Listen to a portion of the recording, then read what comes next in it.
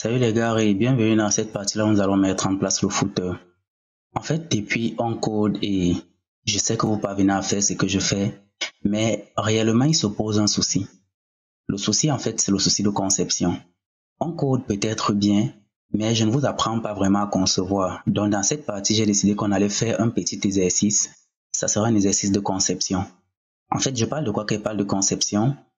Quand on regarde ici, voilà le footer qu'on a envie de concevoir. Mais en réalité, je l'ai fait. Et après, je vais vous dire comment je l'ai fait et vous allez aussi le faire. Mais ce que je veux, c'est qu'on pense d'abord ensemble à la façon dont on doit faire ce footer. Pour faire simple, on va ouvrir le petit outil graphique de Windows, Paint. Et à l'aide de Paint, on va essayer d'imaginer comment on aimerait que notre footer soit. En réalité, le footer, pour faire simple, on va dire quoi? C'est un bloc comme celui-ci. Et dans ce bloc, qu'est-ce qu'on veut faire? Dans ce bloc, on va ajouter deux autres blocs. Si vous regardez ici, on a ce bloc qui contient les liens et ce bloc qui contient les liens vers les réseaux sociaux. Et ensuite, on a cette troisième partie qui est également un autre bloc, mais qui se situe une ligne en dessous. Donc, en grosso modo, on aimerait avoir un truc qui serait comme ceci. Un premier bloc là, un deuxième bloc par ici, et ensuite un troisième bloc en dessous comme ceci. Mais pour faire ça, c'est relativement simple quand on dessine.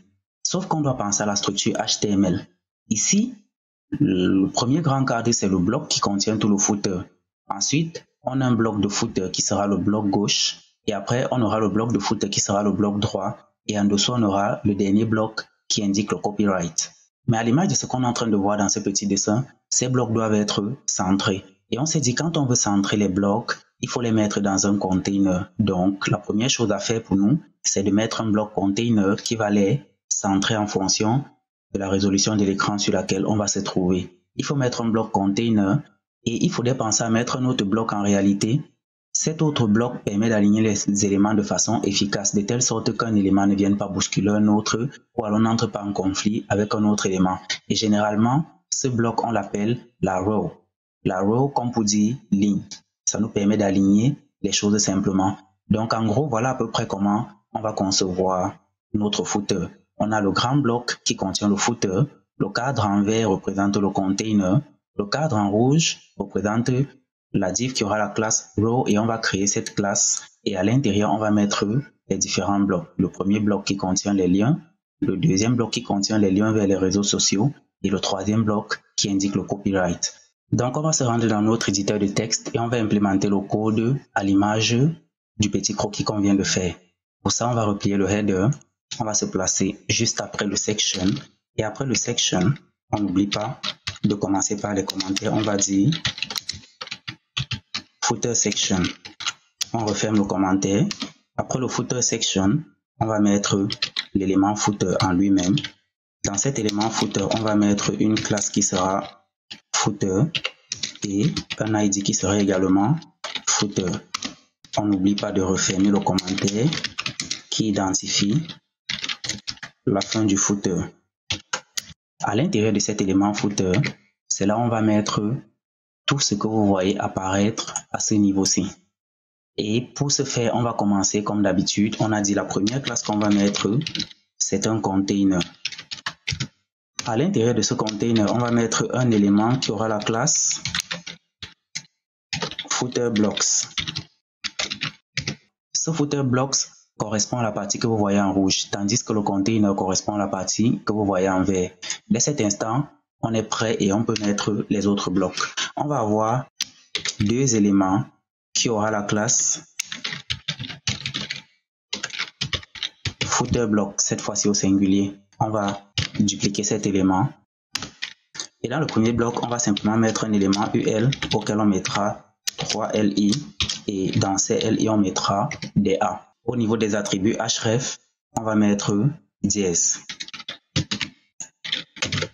Au niveau du lien en lui-même, on va écrire pour le premier à propos de nous. Pour le deuxième, ça sera nous écrit. Et au troisième lien, on aura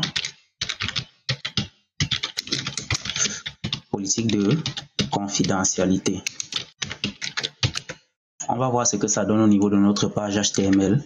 Et vous voyez qu'on a trois liens qui apparaissent juste ici en dessous. on revient dans l'éditeur de texte et on s'intéresse à la deuxième partie. La deuxième partie également aura un UL. Dans ce UL, on va mettre 4 LI. Et dans ces 4 LI, on va mettre des liens A. Ces liens A vont également avoir les icônes. Premièrement, on va mettre simplement un fab. On va mettre un point fab, point fa, et on va dire qu'on met d'abord l'icône de Facebook pour les 4. On enregistre. On revient voir ce que ça donne. Et vous allez remarquer qu'on a 4 icônes de Facebook successivement. On va changer ces icônes. Et ici, on va mettre une icône à la Twitter. De ce côté, on va mettre une icône de YouTube. Et enfin, Instagram. On revient regarder le résultat. Et désormais, on a 4 icônes différentes. Et là, vous voyez que le font awesome, en fait, nous aide vraiment à s'exprimer sans devoir écrire certaines lignes. Donc, c'est un service vraiment complet avec une multitude, une base de données très large d'icônes. C'est vrai qu'il y a certaines icônes que vous ne pourrez pas trouver en fonction d'un projet spécifique sur lequel vous serez en train de travailler, mais la majorité des icônes, vous les retrouverez facilement et la majorité des icônes aussi sont gratuites. Donc, on a ces 4 liens et on va maintenant travailler à les styliser. Mais avant ça, on va mettre le dernier bloc. Je vais juste copier ce dernier bloc et je vais le mettre. Le dernier bloc, c'est celui qui indique le copyright ici. Pourquoi je vais le copier? Je vais le copier parce que le 2021 que vous voyez ici est dynamique. Quand on est en 2020, ça aura affiché 2020. Si on passe en 2022, ça affichera 2022. Ça se fait parce que ici, j'ai utilisé un petit script JavaScript. Mais comme on ne va pas faire du JavaScript ici, je vais simplement copier le code que j'avais utilisé pour ça et je vais le mettre. Vous allez également le reproduire chez vous. Néanmoins, je vais vous expliquer à quoi sert ce code.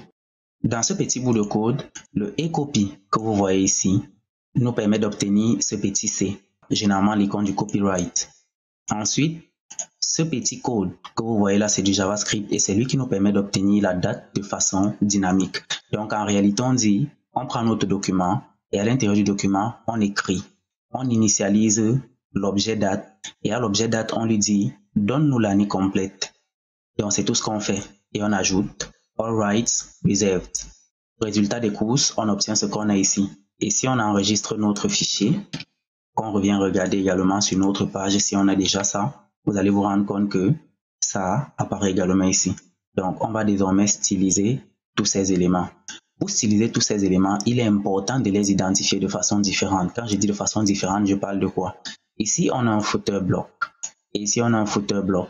Si on vient dans notre fichier, parce qu'on va créer déjà un nouveau dossier dans Composite qu'on va appeler footer, et dans ce dossier, on va créer un underscore footer.scss. On va créer ça. Si on vient déjà ici et qu'on dit qu'on cible le footer en lui-même, pour ensuite cibler le footer block et dire par exemple que on veut que ça prenne une couleur qui sera noir.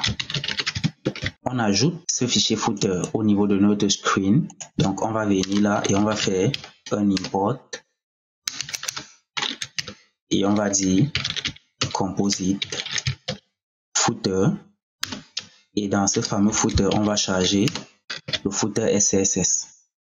Donc, on va venir et on regarde ce que ça donne. Vous allez voir que ce soit à propos et que ce soit les liens qui sont en dessous, tous sont directement pris une couleur sombre. C'est important d'avoir cette classe parce que ça va nous permettre d'appliquer les mêmes styles. En passant, je me rends compte que j'ai mal écrit le dossier footer ici, donc je vais faire un refactor et je vais renommer ça en enlevant un F.